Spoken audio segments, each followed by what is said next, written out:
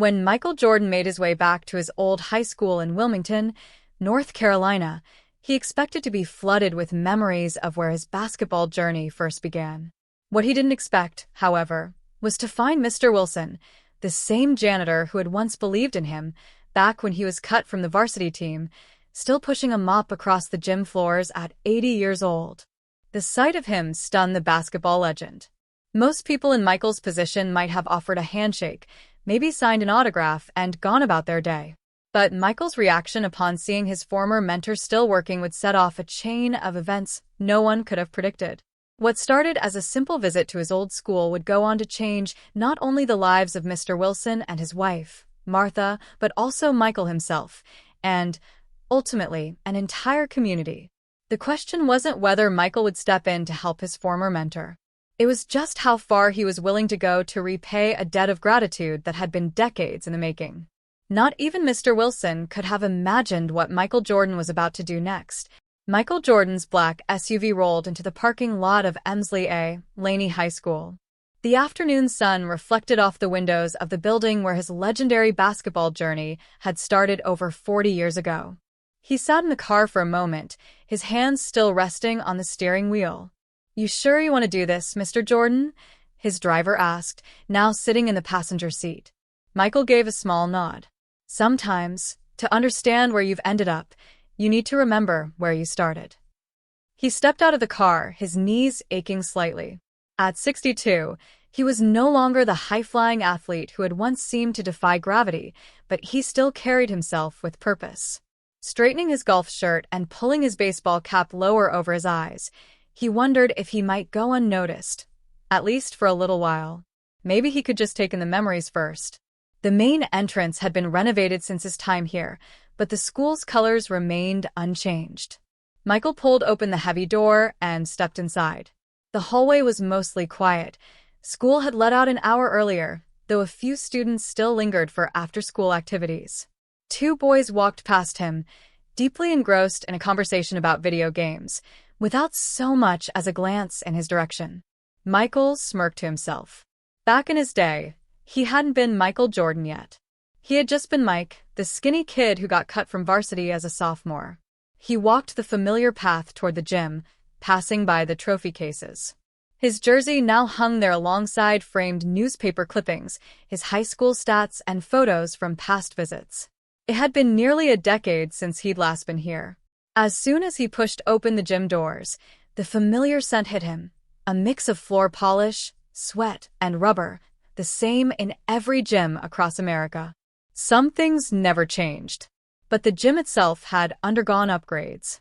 New bleachers, a gleaming electronic scoreboard, and on one wall, a massive mural of him soaring through the air in his Chicago Bulls uniform, the words, "Believe in your dreams," painted boldly beneath it. "Well, that's new," he muttered under his breath. The gym wasn't empty. At the far end, a girls' volleyball team was in the middle of practice, their coach shouting instructions as they took turns serving.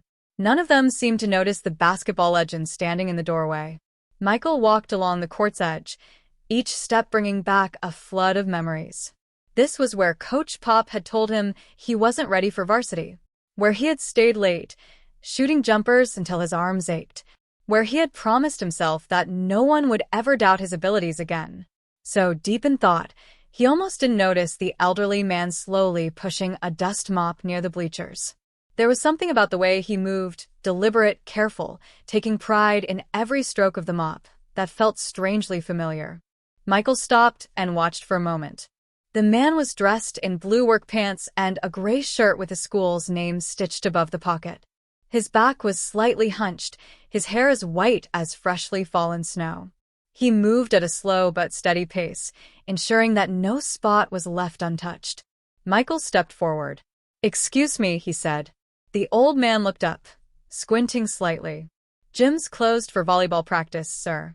Unless you're here for one of the girls?" "No, I'm just visiting," Michael replied. "I used to go to school here." The janitor gave a small nod. "A lot of folks come back to visit. Must have graduated a long time ago." "Class of 81, Michael said. The man let out a low whistle. 81? That is going back a few years. I was already working here then." Michael stared at him, suddenly seeing past the wrinkles and the white hair.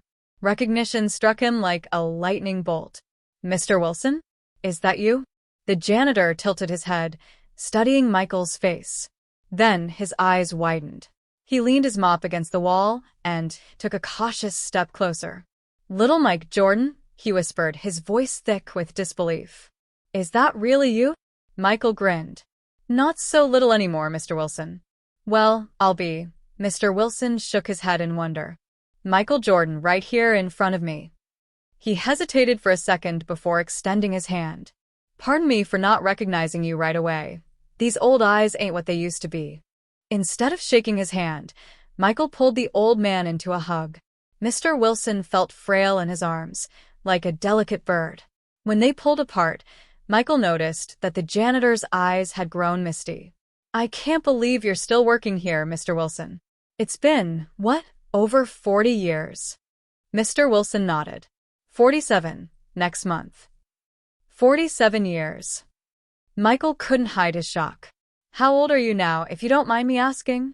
"Just turned 80 last week," Mr. Wilson answered, a hint of pride in his voice. Michael shook his head.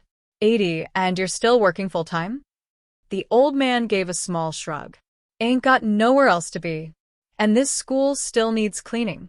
Michael studied the man before him, the man who had quietly been there in the background all those years.